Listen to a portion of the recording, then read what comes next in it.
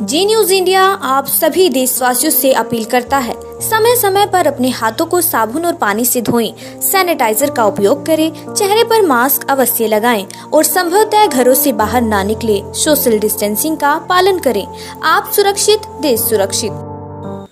पत्रकारों के खिलाफ बिना जांच के अगर झूठी एफआईआर दर्ज हुई तो कंटेम्प्ट ऑफ कोर्ट की कार्रवाई होगी। सभी राज्य के डीजीपी को दिए निर्देश। वर्तमान कोरोना काल में जबकि लॉकडाउन भी चल रहा है, कोविड के मरीज भी बहुत बढ़ रहा है, ऐसे समय में देश में पत्रकारों की स्थिति बहुत खराब हो रही है। उनके ऊपर बहुत एक तरह से दमन से चल रहा है शासन, प्रशासन और पुलिस का। इस बात की शिकायतें पूरे देश से मेरे पास आ रही हैं। अगर मैं चर्चा करूं आज की बात, तो आज जगदीश परमार जी जो उज्जैन के क्राइम रिपोर्टर हैं और उन्होंने से बात हुई मेरी, तो उन्होंने बताया कि राजेंद्र रावत जो कि पत्रकार है उज्जैन में माधवनगर पुलिस स्टेशन में, वहां के डॉक्टरों ने उनके खिलाफ एफआईआर करा दी, सरकारी काम में बाधा की। जबकि बात ये साफ तौर पे है कि वो अपनी रिपोर्टिंग कर रहे थे। हाँ, एक मरीज को जमीन पे सड़क पे लिटा रखा है, उसकी रिपोर्टिंग वो नहीं करेंगे, वो नहीं दिखाएंगे तो कौन दिखाएगा।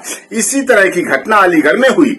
प्रदीप शर्मा जी जो कि विवेकानंद कॉलेज में काउंटिंग की रिपोर्टिंग कर रहे थे कि किस तरह से पुलिस ने मास्क नहीं लगा रखे हैं, प्रयोग नहीं कर रखी है, तो वो प्रदीप शर्मा जी पत्रकार हैं, संपादक है शेष प्रश्न अखबार के अलीगढ़ में, तो उनके ऊपर भी मुकदमा दर्ज कर दिया गया वहां इसी बात का और गिरफ्तार करके रखा गया लोधा पुलिस स्टेशन में।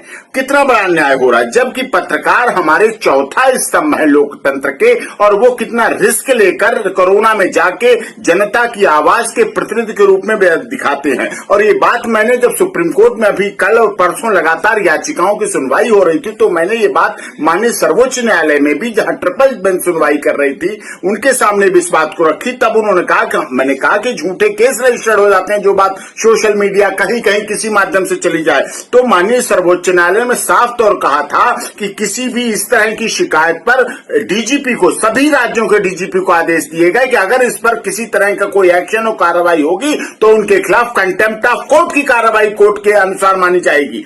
इस तरह की बात कहने के बाद भी माननीय सर्वोच्च न्यायालय कह रहा है, हमारा देश का संविधान कह रहा है, कानून कह रहा है कि चौथा स्तंभ है, अगर उनकी बात नहीं आ जाएगी।